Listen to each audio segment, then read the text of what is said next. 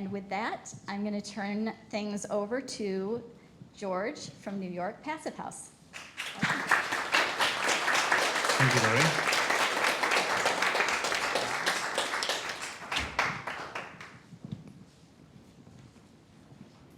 There are plenty of low carbon energy sources out there. We have solar power, wind power, hydroelectric, among others. But there is one that surpasses all of them in performance.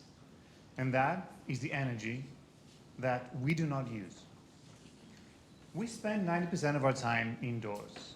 And we know that about 40% of global CO2 emissions come from buildings. Actually, that number rises in New York City to about 70% just because of the nature of the city. We have density as well as a public transportation system. At New York Passive House, we understand the importance that buildings have to our lives and to the planet, so we advocate for better buildings. Passive house buildings can cut heating costs by about 90% compared to most conventional buildings. And not only that, they also create healthy and quiet indoor environments full of clean, filtered, fresh air. Now, I'm going to give you a visual to try to get my point across about how we've been building for the past 70 years versus what Passive House is. Now, imagine a cold morning in New York Street and you're walking down the streets wearing a t-shirt and shorts and having to hold a giant radiator with you just to keep you warm. That's how we have been building for the past 70 years, designing poor-performing buildings that have to have massive heating and cooling systems to keep them conditioned. Wouldn't it be more sensible if you were walking down the same street wearing a nice warm jacket, perhaps a scarf, maybe gloves, maybe a hat? That's what Passive House is. With Passive House, we're focusing on the passive elements of the building, the windows, the walls, the roof, instead of the mechanical systems.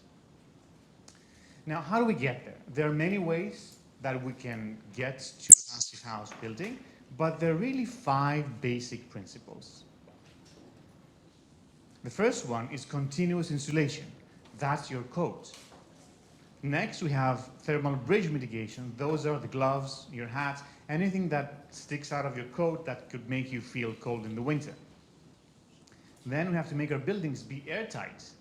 That's your windbreaker.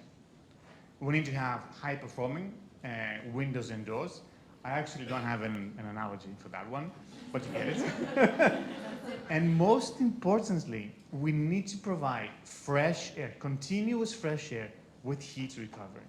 Now, once you get all those 5 principles down, you have the most comfortable and healthy indoor environment that takes a fraction of the energy to heat or cool.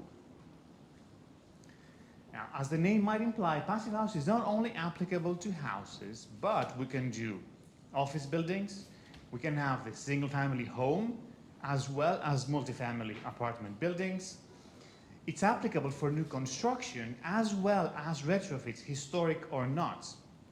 Now, I understand that thinking that every building can be a Passive House from one day to the next is not easy because it does take time and money. But we also do know that every building has some specific milestones in its lifetime. Every between 15 to 30 years, you will have to change your mechanical systems. And every around 30 to 50 years, you will have to change you will have to do a much more major retrofit, sometimes including the exterior of the building. So plan for the future. Don't wait for your gas or oil boiler to break down before you replace it with exactly the same one. Plan ahead to replace your mechanical system with high efficiency, fully electric heat pump technology. When time comes to do that major retrofit, plan to replace your old leaky windows with high-performing new ones. Add insulation wherever is possible, and make your building airtight. Don't rely on old ways of ventilating your space. They were never enough.